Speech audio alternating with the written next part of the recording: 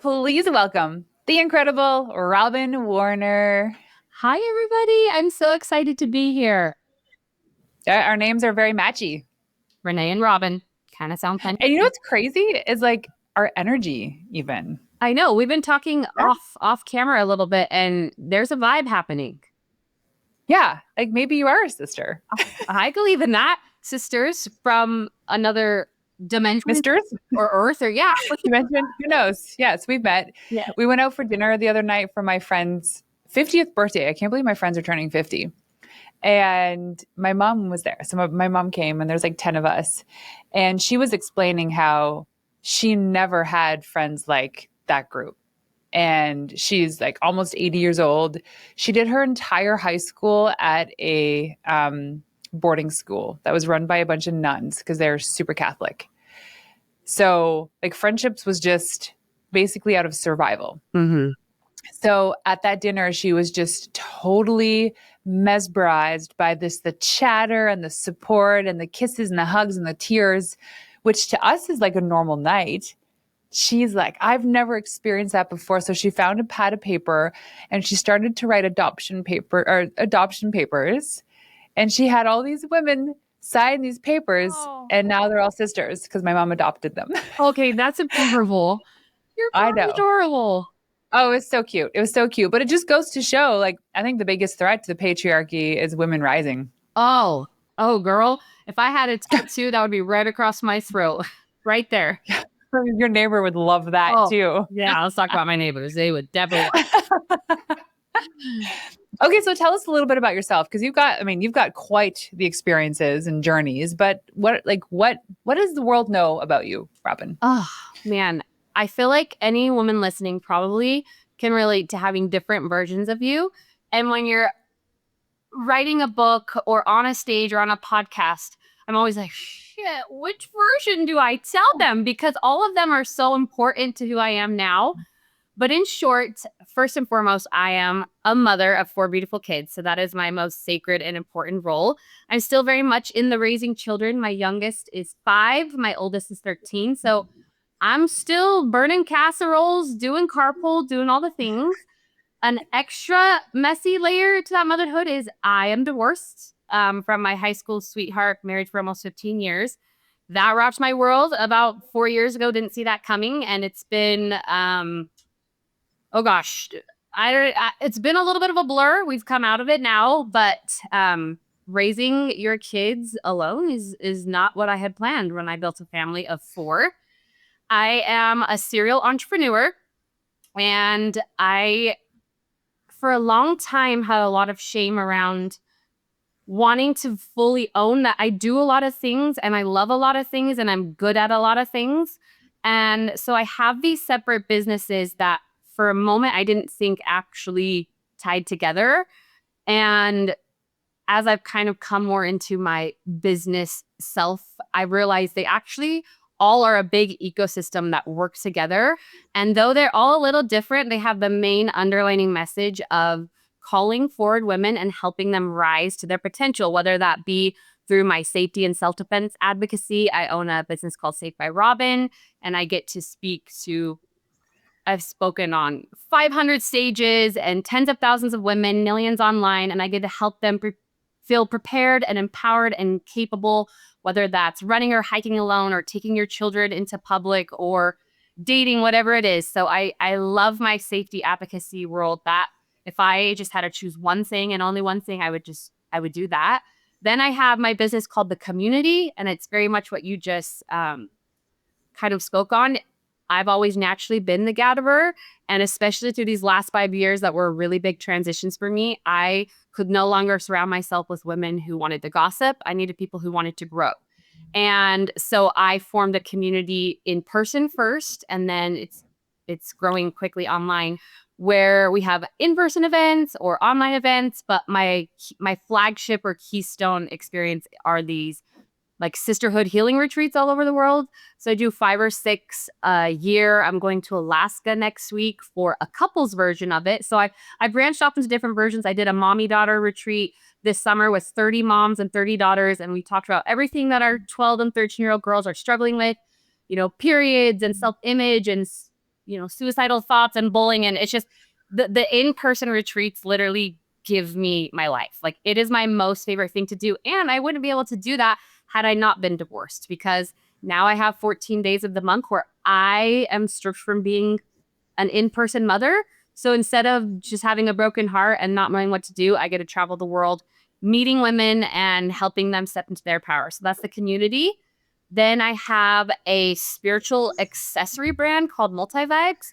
I have a couple on here. Every woman Oh, is always wearing a hair tie, right?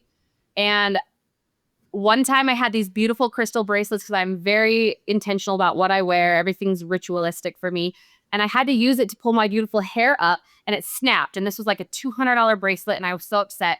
So I ended up coming up with Multivibes, and they're hair ties that double as like spiritual and motivational reminders. So a lot of women wear them just because they like the quality or they like the colors. And a lot of women put them on depending on what they need that day or their intention or their rituals. So that's been really fun.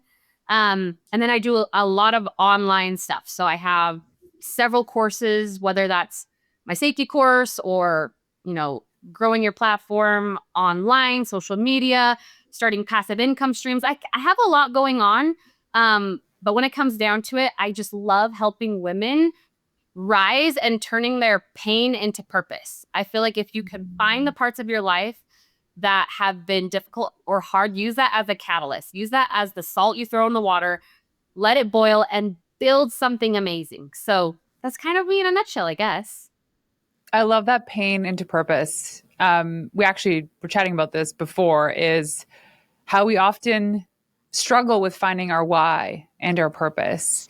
And we fail to look at our own lived experiences as a very easy place to know how we can help others heal. Because really, when it comes down to anything we do as an entrepreneur, it's about either saving time or money. But at the end of the day, it's like, how are we all healing each other? Right. And like, I circled the word shame in this too, because the listeners are women that just want to rise and they just want to live a life on their own terms. Like, define it for themselves, whether it's getting out of a religion, getting out of a partnership, getting out of a business, or moving into something that's completely new. You've had some pretty colorful things that have happened in the past, especially an incident in 2008, which we will talk about. What do you think is like the through line when it came to how you survived these moments? Because we're talking about sexual assault, we're talking about divorce, we're talking about leaving a religion, we're talking about being an entrepreneur and not a stay-at-home mom, which was expected of you. Right. And you're like, peace. Yeah. And you did it. You survived. How? What was it? I mean, obviously, it's going to come down to simple daily choices, but overall, the theme is, and I share this with anyone I meet, you get to choose if you're going to be a victim or a victor. It's really just a choice. And I had to learn early on as an 18-year-old girl what that meant. I could wallow in this horrible thing that just happened to me. Nobody would have said anything. Everyone expected me to kind of fall apart. They expected me to probably drop out of college, maybe get into drugs, have a baby out of wedlock. Who knows, right? Like, what happened to me, and we can speak more on that in a minute, was horrific.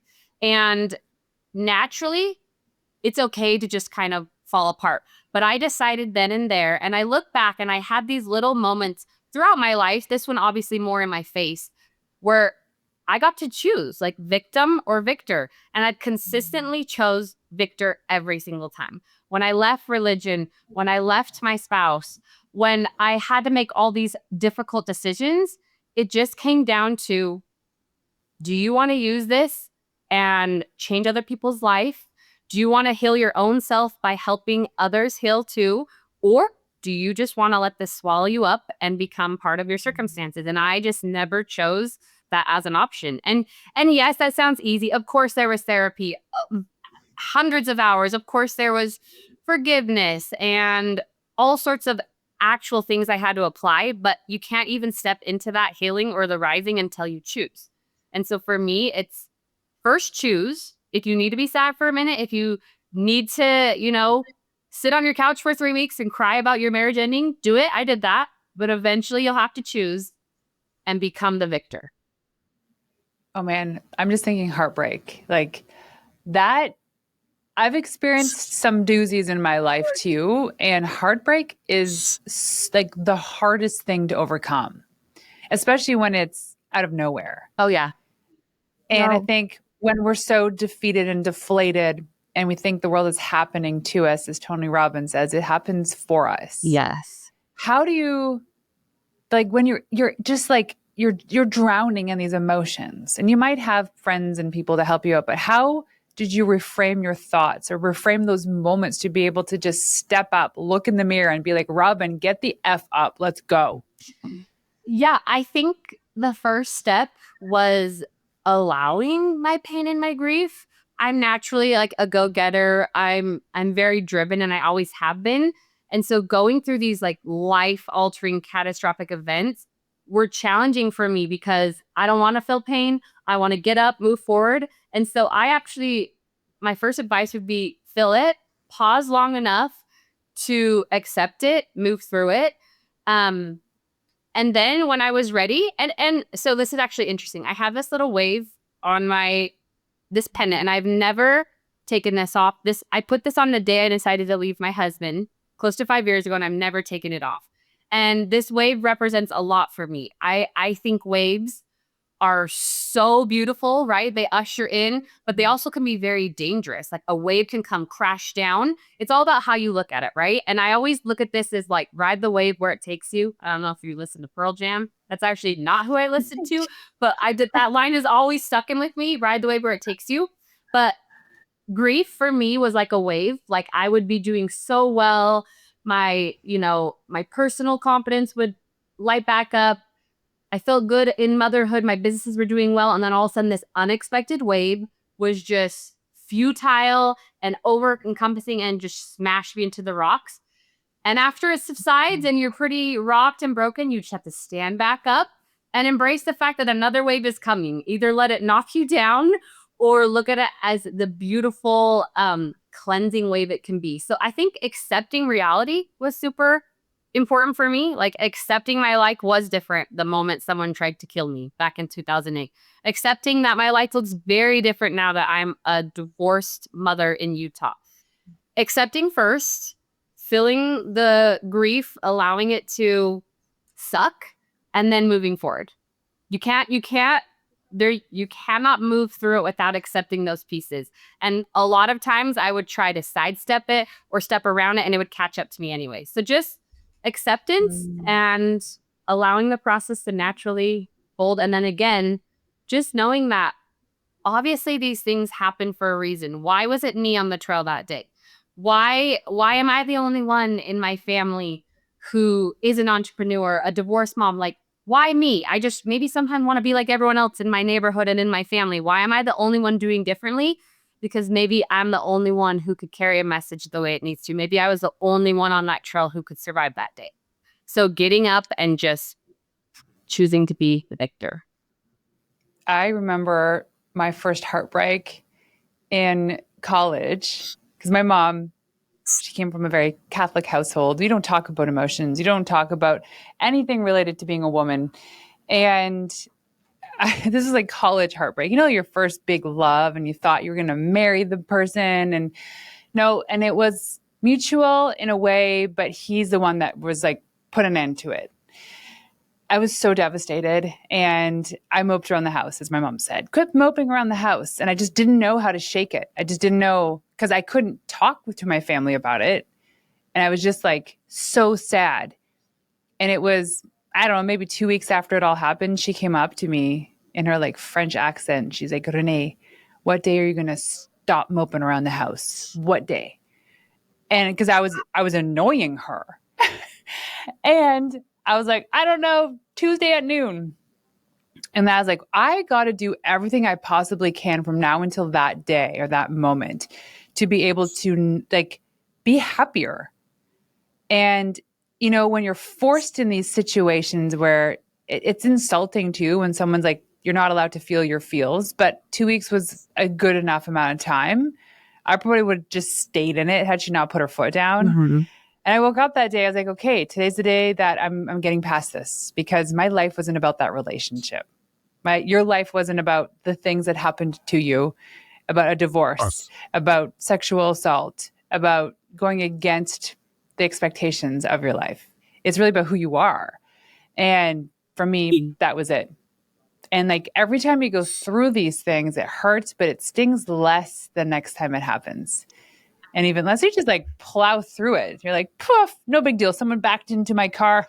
No big deal. Call the insurance company, get it towed. We're good. Next. It is true. Like life, like challenges like the ones you have been through and me too, they really do make you more resilient. I think of it as like, it's just more experience on that life application that I do feel like life, like I can handle more than some of the people in my circle, or I can handle it differently because I have this like resilience. And I'm grateful for all my trials. Like I would never take back anything that's happened to me, even if I knew what I had to go through, even if I knew the man was going to be waiting there on the trail for me, I would have still gone running that day. Like they have made me and shaped me in who I am. And I feel so aligned with my purpose and my message. And it's a beautiful feeling to know that I was supposed to come to this mortal experience and share a message and leave impact. And I'm actually living in that. Like I've never felt more fulfillment. Yeah. And you know what? That's a beautiful message too, because a lot of people think I've got nothing to offer. I don't have the experience. I don't have the message. Everybody does. Even my good friend, we were sitting at this dinner the other night. There was 10 of us for a birthday, and we're all going around the table sharing how we feel that we're going to really dip into expansion this year, how we're going to expand. And it's somehow shifted to women talking about how they're going to heal themselves. And like, there was some pretty heavy stories at that table. And my one friend, she started crying and she couldn't share. She didn't know what to do. She'd just gotten married, like absolutely incredible human being. And she's like, guys, like, I don't know what to say. Everyone here has gone through hell, from divorce to like being in debt by $1 million to all these things. And I've never had that. And my life just seems so perfect. And she started crying, thinking that she's supposed to go through something incredibly atrocious in order to have a purpose. No. The reality is that her soul is healed. So she has the honor of living in a meat sack of a body with the soul who has done the work of healing. And now she can pour into other people. So her purpose is always just being this positive person and then just living a life according to her standards. So it's crazy. We think that, even my husband said, the best entrepreneurs are the ones that come from chaos. So I'm like, immediately I can't be a great entrepreneur because my childhood was great. Yeah. But I mean, so it goes to your point, is you can choose to be the victim or the victor. Yeah. It's a choice. And there's no shame. You know, it's interesting. When you said that, I was like, oh, my childhood was great too. But then I think there's levels. Like if we go deep enough, I'm like, all right, there was some chaos. I was always meant to be an entrepreneur. Yeah. So it probably doesn't surprise some people that you're doing what you do. Yeah, a lot of my family and community here in Utah, with the predominant religion of Mormonism, don't understand me and don't root for me or support me. But I have been so blessed to find women online and all over the world, and they might not necessarily live across the street from me and bring me banana bread, but they understand. They understand me and they support me, and it's just been beautiful to find the community, because entrepreneurship it's its own thing. Like you either get it or you don't. And I love meeting other women in business, because immediately you connect just on the sheer fact that you're brave enough to be an entrepreneur. It's scary. It's hard. Right. Yeah. It's just it's a different energy, and it's not like it's better or anything. It's just different. Yeah. And it's add being a mom or wanting to be a mom on top of that, you're breaking a lot of societal norms. And especially where I come from, like it's heavily frowned upon. So I'm already doing things that people have blatantly told me and warned me against. Right. Ooh, the threats. The threats. Those threats, because you're so bad at being an entrepreneur. Don't do it. Just get a big neck tattoo. I really am right across. That'd be awesome. Okay, so you divorce, all this stuff. I'm sure that when you came out of these like dark days.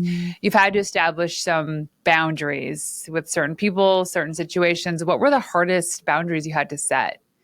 The hardest boundaries are with like my immediate family and my mom. It like I'm already like starting to choke up. It's super hard. Like being raised in a family that the number one priority is family, and then being an adult and realizing I'm not included or welcomed into that family anymore based off of choices that I find incredibly noble and beautiful. Like it's a tricky place to be. Like, why am I being punished for what I think is living in my fullest potential, right? Like I would never punish my own daughters for helping other women and leading and rising. And so it's just been a really interesting place of trying to have these relationships with my siblings and my mother while still owning my power, standing firm in my competence, and knowing that accepting they maybe will never understand and maybe they'll never support me. They didn't read my book. They didn't come to my book launch. They've never even mentioned I have a book. And so just knowing that you have to do it alone sometimes, but the amount of women that I'm reaching and saving is always in the back of my mind on moments like this when it hurts. I get it. But you know, in these moments, the people that you are inspiring to, because you said, I don't want to be that person and do that thing for you, knowing that if you did follow that path, that your family would still probably invite you over for those, Saturday afternoon barbecues Yeah, and promote the book. right. What's so crazy, I think, and what hurts the most for me is they can't even recognize how incredible of a mother I am because the value of their motherhood is based off of time, not relationships, right? So because I choose to have a job or I choose to work, I couldn't be a good mom. And I know that's BS. You're you're how good you are a mother is based off your relationships with your children, right? Like every working mother is a bad mother. No, that's completely crazy. I know stay-at-home moms who maybe aren't the greatest mothers, vice versa, Yeah. right? And so I think it hurts the most that I genuinely think I'm a badass mom and I'm so proud of myself for how I'm raising these kids and like I am more I am when my kids are here because I only get them 50% of the time, like I am a million times better mom now that I'm divorced. Like take away half your kid's life, you'll get a wake up call really fast about how you Yeah. spend the time with them and where you're going to focus your intentions. So when my kids are with me, like I am 100% on, they get 100% of me. When I was a full-time mom, they got 20, 50, 90%, depending on the day, depending how I felt, right? So I love that I can be an amazing mother and I can also chase my dreams, support my family, and impact the world. And I just have to be okay knowing that if my family never knows that or understands that, I'll still be okay. So, what do you think makes a good mother? I think what makes a good mother is the relationship with your kids. Like if your kids trust you and your kids want to be around you and they love you and they um think you're fun and funny. And I mean, I have a teen. She thinks I'm the most annoying person ever. But overall, like if my kids want to be around me and they think what I'm doing is impactful and I feel like they could come and trust me and talk with me, like that's being a good mom. Like I grew up and I love my mom and she knows this and I told her a million times. She was a great mom and did the best she could with her skill set, her environment, her growing up, right? But had I, let's say, gotten pregnant in high school, I probably, this sounds crazy, would have taken my own life before ever telling my mother because I would have been so afraid of what she would have thought. Like my mom had no idea who I was growing up. She didn't get to see my inner world. She didn't know my dreams and passions, and she still doesn't. Like I know my kids and they know me. They know my big dreams. They see me accomplish them. They come to my events. And I know my kids. And so for me, I feel like I have broken generational trauma by just allowing my kids to see me and me see them. 100%. And you have girls and boys? I have two What's girls the and two boys. Okay. Yeah. Yeah. See, that is so important because I mean, we can choose to follow whatever religion we want to. And you're like, I just don't want this. Yeah. And that came with a big fallout with a relationship. Listen, I grew up with certain expectations too. My parents were like, they grew up in strict households and they vowed to never raise their kids the way they were raised. But there was still this underlying feeling and these expectations. And, it comes with like little chirps, little cheap shots, comments that are said that just like, it feels like a backstab. And this is family, it's friends, like people that ask me how long my intentions were to breastfeed my kids. I'm like, does that why is that important to you? Yeah. Why Yeah, like that?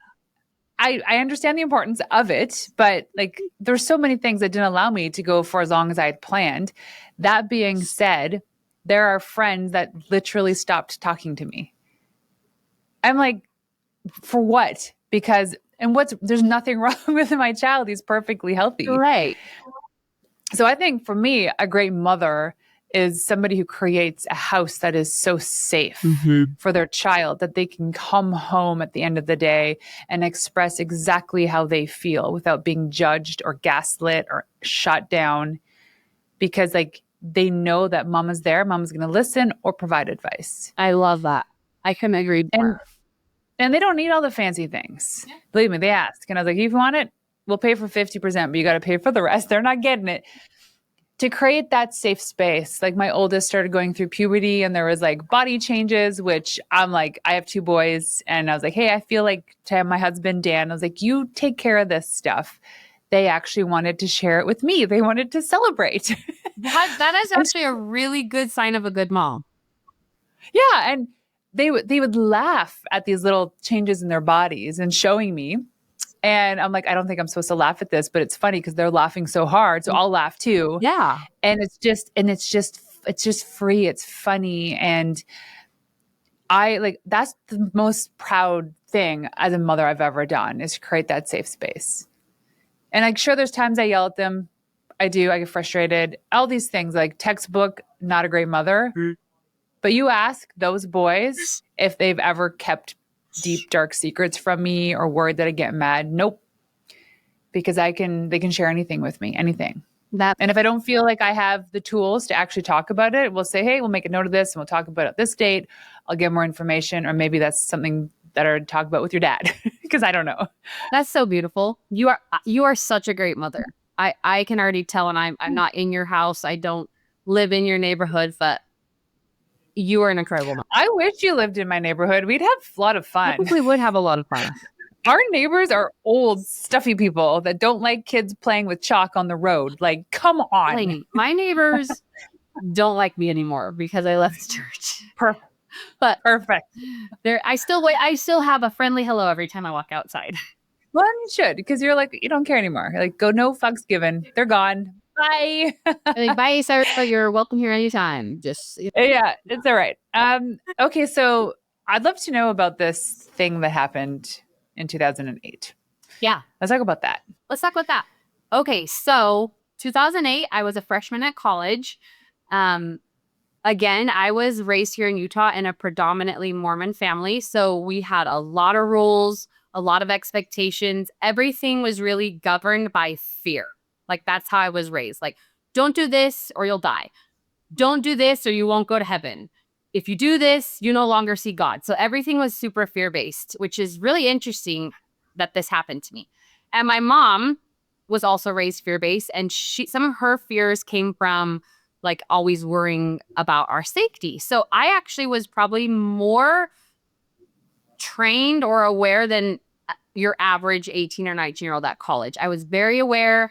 My mom had always kind of locked our doors. We learned about stranger danger. And so I went to college. I moved 4 hours away from home. So I'm alone, away from my family. And I was dancing for my university. And at the time, our coach had us run every single day just to keep our health in check. And we had just come out of a long winter here in Southern Utah. And I had gone to the gym every single day. And finally, it was the first sunny day, like the first more warm day. I guess not the sunniest day, but I think it was like 65 degrees. And that felt like warm coming out of a Utah winter. So I asked my roommate, I said, hey, will you come running with me after classes? Because again, I had actually never ran alone and I knew that it maybe wasn't the most safe version that I could do. And she said, yeah, let's meet home at noon. So we both went to our morning classes on the college campus. We just lived a block or two off of campus. And she got home and she was like, hey, oh my gosh, I forgot I had work. I can't go running with you. And I remember thinking like, oh, I probably shouldn't go running by myself. But as an 18-year-old girl about to turn 19, I was like, oh my gosh, I'm finally on my own. I'm sick of my mother's conditioning of fear. Like, I am safe, which in theory, women should be able to go running by themselves in the middle of the day, right? So I got myself dressed a little differently that day and I headed out to what we call Canyon Trail. Now, people think I was like running like in the forest in the woods. No. This is like a paved public leisure trail where people walk, they ride their bikes. Like it's groomed, it's paved, right? So I'm not on a dirt trail in the forest, but they call it Canyon Trail. And it goes through the city, stops at all the little baseball parks. And then the last mile, it does start going up into the canyon. But again, it's paved, it's not overgrown, and it was a brand new trail. So I had ran on that numerous times with my roommates before winter. So it was a place I felt really safe. So I walked to the trail. I started running and I was really aware. I remember it was 12:30 in the afternoon. And I remember being like, oh my gosh, this sun has just given me life. I'm finally outside. There was like 20 people on the trail and I was enjoying my beautiful run. Well, I had gotten only 10 minutes into my run and I realized I forgot my cell phone at home, which I always brought that for my music. And I was like, oh, I can't run 4 miles. Like I gotta go home and get my cell phone. But I was like, I already walked 30 minutes. I walked to my house. So it's kind of like a good warm up. I was like, I don't have 30 minutes to go home. I'm just going to finish my run. So I kept running. I had this feeling again, go home and get your cell phone. I ignored it. Go home and get your cell phone. Didn't listen 4, 5, 6, 7 times. Finally, I remember it stopped me in my tracks and was like, Robyn, go home and get your cell phone. And at the time, like I had it made no sense to turn around and walk 30 minutes home when I could just hurry and finish these 3 miles. But I just had this really strong impression that I needed to go home and get my cell phone. So I reluctantly turned around. As I was kind of walking home, I was trying to give some logic as to why I would need my phone. And I thought, oh my gosh, you know what? I bet this cute guy that I've been wanting him to ask me out on a date, he's probably text me. And if you don't reply, they'll just text the next available girl. That's why I'm being asked out on a date. So I picked up my pace, got back to my room, picked up my phone on my bed. The cute guy had texted me, asked me on the date, and I was like, oh my gosh, I would have missed this. I texted him back, let's go on a date. He said, what are you doing right now? And I said, I'm going to go back to Canyon Trail and finish my run. And he replied, you shouldn't run alone. And I said, oh my gosh, I'm fine. Like, it's the middle of the day. So at this point, it's already been an hour or more. And I was just going to lie to my coach and be like, I ran my 4 miles. I already walked 1 or 2 there and I've already walked 1 or 2 back. Like, why am I going to go all the way back to the trail? But being this really obedient girl, I was like, you can't lie to your coach. Go and run your 4 miles. So I went back to the trail. Still people on the trail. We're now 1:30 in the afternoon. And I felt really weird this time. Like I felt super anxious. I kept having these really intrusive thoughts. And I wasn't sure why. Because again, it's the middle of the day. There are cars like 20 feet from the trail, like a main highway. So like people can see me every 20 seconds. Like this is not a secluded place. And as I was coming around the corner, the last time I was there before winter, this wild horse, or maybe it wasn't wild. I always say wild. Maybe it was someone's horse. I don't know. A horse came running down this paved trail and almost trampled me and my friends. And so I kept thinking like, what would I do if a horse came and trampled me again? And I kept being like, Robyn, you're so crazy. You're not going to be a horse. Well, I came around the corner and here comes the horse. This thing comes whipping around the corner. I think it's the horse. I jump into the bushes and it's a kid on a longboard. Well, the kid on the longboard sees me, a grown woman, laying in the bushes like I'm dead. So he jumps off his longboard and he's like, hey, are you okay? And I'm like, in the bushes, there's like twigs in my hair. I'm like, hell, hi, that's weird. Sorry, I lay in these bushes. And he was like, what is your name? Like he helps pulled me up. We exchanged. His name was Casey. My name was Robyn. He didn't know this, but I knew he was the star baseball player of our university team. And I was like, social suicide. He's going to tell people I lay in the bushes on the trail. Like, what have I done? What's wrong with me? And he's like, are you sure you're good? I'm sure I'm good. I watch him get back on his longboard. 10 seconds later, he hits the local park, gets in his car, drives away. I pull myself together, like, what is wrong with me? Robyn, you are just afraid of everything. Like, pull yourself together. And I head back to finish my last mile. Well, I come around the corner and there's a man walking down the trail. And immediately my heart like starts to feel weird. And I notice it's hot outside, but he's dressed like it's winter. He has a beanie on, a big cargo jacket, a big backpack, big pants, and big boots. And I'm thinking, he doesn't look like he's working out. That was like my first thing that like kind of tipped me off. But then my logic is like, wow, Robyn, you're so judgmental. Maybe he's in the army doing some sort of drill. I didn't know. So he's walking down the trail. I'm walking up the trail. We pass each other. And I remember looking over at him and my heart just dropped. They say you can see a man through, like you can see someone's soul through their eyes. I immediately knew this man's going to attack you. Something really horrible is going to happen. Like my intuition told me immediately. But my logic talked me out of it. It's like, in the middle of the day, there's 20 people on this trail. I can see 10 cars on a paved trail. There's no way this man's going to touch me right now, right? Well, long story short, he attacks me, right? So he grabs him by the throat, clothesline me to the ground. I'm jumping ahead because I know we're running short on time, but I actually dialed 911 before he ever grabbed me because I had this really strong impression to call 911. So I had dialed 911 with him never touching me. My phone flew out and I started yelling, Robyn Williams, Canyon Trail, I'm being raped. Robyn Williams, that was my maiden name, Robyn Williams. Canyon Trail, I'm being raped. They heard everything. I didn't know if anyone was on the other line of 911. Well, he picked me up, started dragging me off the trail, and we are kind of in the mountains. This is like the one spot that was maybe the least visible. He starts dragging me into the mountains, and I remember from a 5-minute safety discussion when I was 12, never leave the location you're attacked. So I fought, I screamed, I kicked, arched, threw dirt in his eyes, spit, and he was 230 pounds, 6'2". At the time, I was literally half that size. So he was a big, huge man. And guess what? This tiny little petite college dancer was able to fight herself away. So he sexually assaulted me, beat me to a pulp, strangled me, and held a knife to my throat. I thought I was going to die. I said a quick prayer and was told to go for his groin and his eyes. I did that. I gouged out his eye and I was able to run away. And 20 minutes later, after this horrific ordeal, I'm running down that same trail, covered in blood, completely, almost unrecognizable and not clothed. And I run into Casey, the longboarder, who I had seen an hour earlier. And I thought that he was there. Like, I thought there was 2 of them. Because I was like, why is he back on this trail? Like, he's here to help them. Turns out he went all the way down into town, sat down for lunch, and had a feeling to do the trail one more time. Came back up, and because of him, he was able to bring police to my attacker. So he came up to me, Robyn, he had just talked to me. Robyn, oh my gosh, what happened to you? And I said, if you're here to help me, give me your cell phone. He handed me his cell phone. I ran off, and he led the police to my attacker, who had been, at that point, hiding in the mountains. Long story short, I didn't know this man. He had just been out of prison for only 4 days after 4 violent prior convictions. He violated his parole that morning, so they were looking for him. And he just decided when he saw me that this is what he wanted to do. He gave a full confession that he actually wasn't going to kill me right then and there. He was going to keep me as a sex slave for 9 months. Then he was going to kill me. And he told the judge in detail in his bag, he had ropes, cameras, masks, sex toys, duct tape, shoelaces tied together. Like, he was prepared to do this.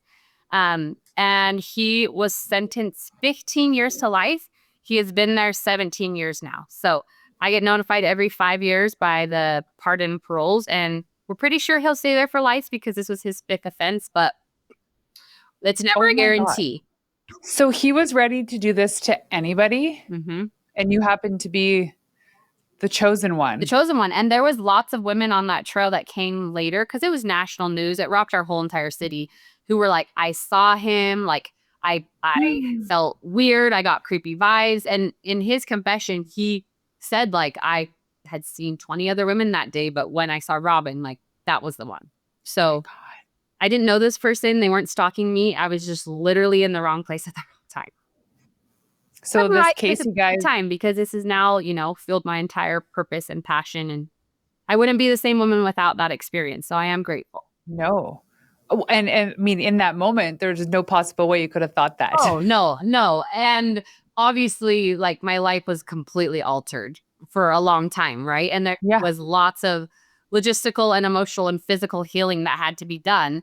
But very quickly, within the first year, I gave my first safety presentation, because I remember I just didn't want this to ever happen to I have three beautiful sisters, and I thought, I never want this to happen to my sisters. And I didn't know at the time that my message has reached millions of people and saved tens of thousands of likes. So I'm grateful for the challenge, although I would never wish it upon anyone else. Was there a moment that coming out of this grief, this pain, that you knew that this was part of your why, your purpose? Is there like a clear aha moment? Yeah, I remember being in therapy right after, and my poor family, they didn't know how to handle me, especially being in Utah. Like, it was kind of like, we don't really know what to do with her, send her to therapy, and like, let's never talk about it again. Like, it was really uncomfortable for my parents to talk about the sexual assault part and those things. And my town was really lit up about how this could happen to a girl from this small town. And so I didn't really have a lot of resources or help, just like me and God and my therapist. And I just remember for like 6 months, I'd go to therapy every single day, every Tuesday.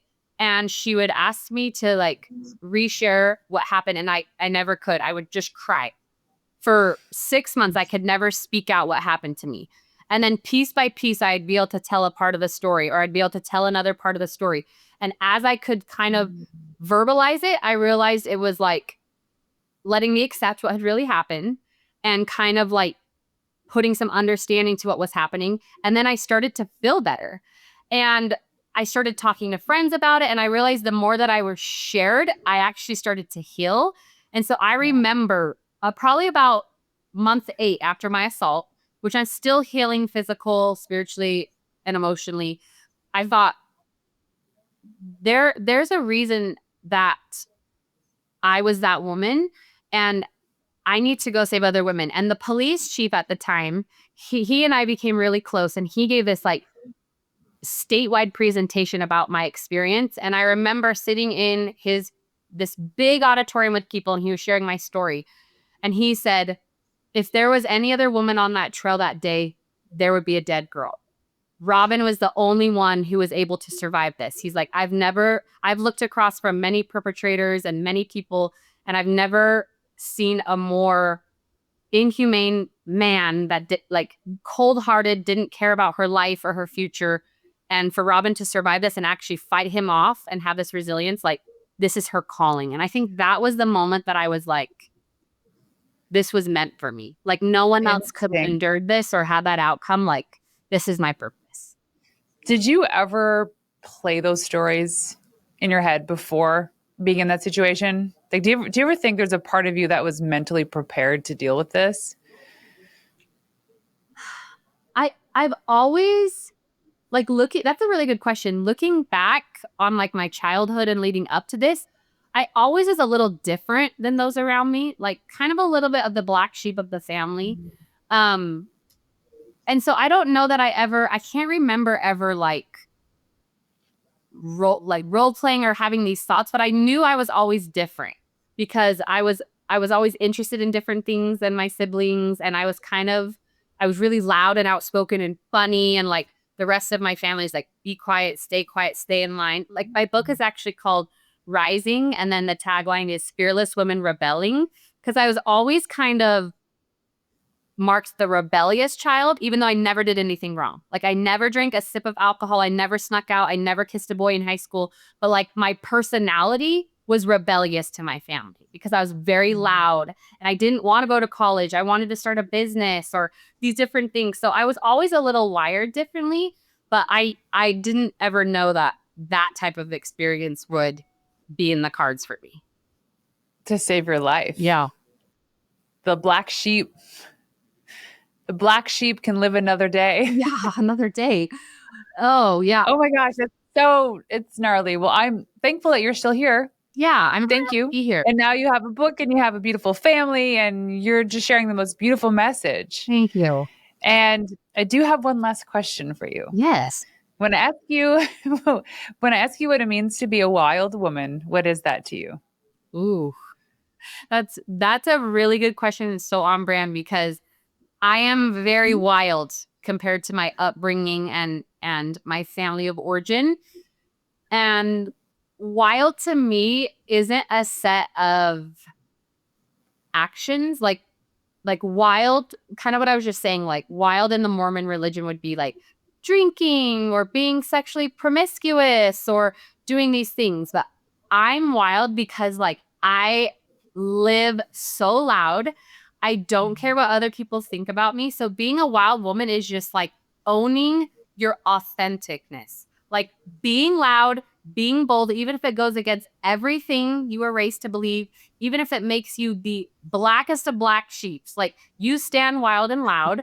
And for me, wild is not about like what you do or like your lifestyle. Wild is like how brave are you to actually say what you really mean what you really say, and chase your dreams. I love it.